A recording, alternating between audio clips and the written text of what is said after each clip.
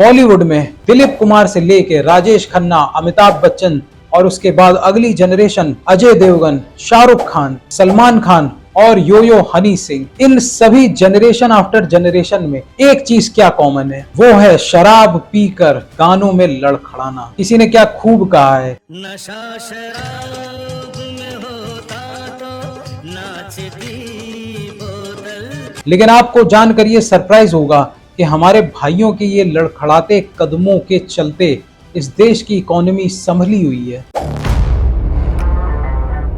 याद करिए, Covid lockdown के बाद ना जिम खुले, ना सिनेमा हॉल खुले, ना स्कूल ना कॉलेज खुले तो सबसे पहले शराब के ठेके। अल्कोहल का global market 1448 billion US dollars है और अगर इसे इंडियन रुपी में कन्वर्ट किया जाए तो ये 11,584 multiplied by 10 to the power 14 Indian rupees होगा। अभी कितना अरब खरब है ये तो मुझे नहीं पता, अगर आपको पता हो तो कमेंट्स में लिख देना। अगले 10 साल में शराब की market 11% compounded annual growth rate CAGR से बढ़ेगी, यानी हर साल ये मार्केट 11% के हिसाब से बढ़ती चली जाएगी। शराब का इंडिया में 52.5 बिलियन यूएस डॉलर्स का मार्केट है, यानी 4,20,000 करोड़ का। और मैं सिर्फ फॉर्मल सेगमेंट की बात कर रहा हूँ। ये जो देसी शराब, ये जो इनफॉर्मली शराब चोरी छुपे सरकार की नजरों से बनाई जाती है और बांटी जाती है, मैं इसकी बात तो कर ही नहीं रहा। और इंडिया में भी शराब की market 8% compounded annual growth rate, यानी कि हर साल 8% की बढ़ोतरी के साथ बढ़ती चली जाएगी। अल्कोहल की इंडस्ट्री लगभग 15 लाख जॉब्स देती है, जो कि बुरा नंबर नहीं है। 2005 में 21 करोड़ भारतीय शराब पीते थे और 2020 में ये फिगर बढ़कर 29 करोड़ हो गया है। लेडीज के मुकाबले जेंट्स ज्यादा शराब पीते हैं और इसका स्टेट वाइज ब्रेकअप आप स्क्रीन पर देख सकते हैं। अब जैसे जैसे मिडिल क्लास एस्पिरेशनल बन रहा है, उसे भी अमीर होने से ज्यादा ऐसे काम करने जो उसे अमीर दिखाएं, और शराब पीना एक अमीरी की निशानी है। एक एवरेज इंडियन हर साल 5 से 7 लीटर शराब साल में पी जाता है। 2021 में सभी स्टेट्स की टैक्स लगाने के बाद जो अर्निंग हुई थी वो 75,000 करोड़ रुपीस थी। इंडिया में 33% मेल्स और 25% फीमेल्स ने अपनी जिंदगी में कभी ना कभी एक बार तो शराब पी ही है।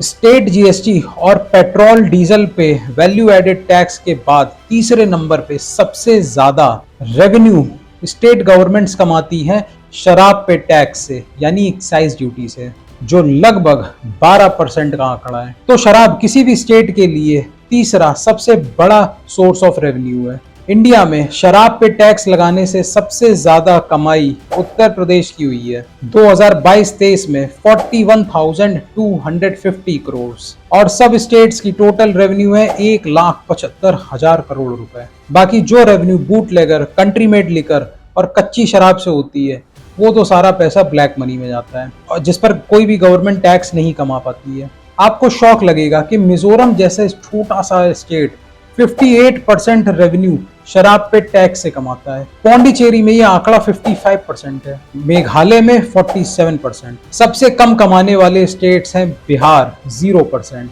और गुजरात 0.2%, क्योंकि वहां पे कुछ टूरिस्ट को लिकर की परमिट दी जाती है। बिहार में लिकर बैन से लगभग 3,500 करोड़ का नुकसान हो रहा है। लेकिन आपको सरप्राइज होगा कि लिकर बैन के बाद यूपी में 3,000 करोड़ का रेवेन्यू बढ़ा है, पड़ोस के बंगाल में 800 करोड़ का रेवेन्यू बढ़ा है। तो इसका मतलब बैन भले ही बिहार में हुआ, लेकिन हमारे ये शराबी भाई आस पड़ोस के राज्यों से शराब खरीदना बंद नहीं कर रहे हैं। नशा मुक्ति केंद्र में सर्वे करने के बाद एक सोशल वर्कर विवेक बेनेगल ने पाया कि नशा मुक्ति केंद्र में जो लोग आए हुए हैं वो अपनी सैलरी से ज्यादा पैसा शराब खरीदने में खर्च कर रहे हैं, यानी लोन ले लेकर शराब खरीदी जा रही है और पी जा रही है। अब ऐसे में एक गुड न्यूज आती है जब national family health survey NFHS 5 की एक रिपोर्ट के अनुसार इंडिया में 2015 से लेकर अभी तक अल्कोहल कंजम्पशन लगभग 7% से गिरा है।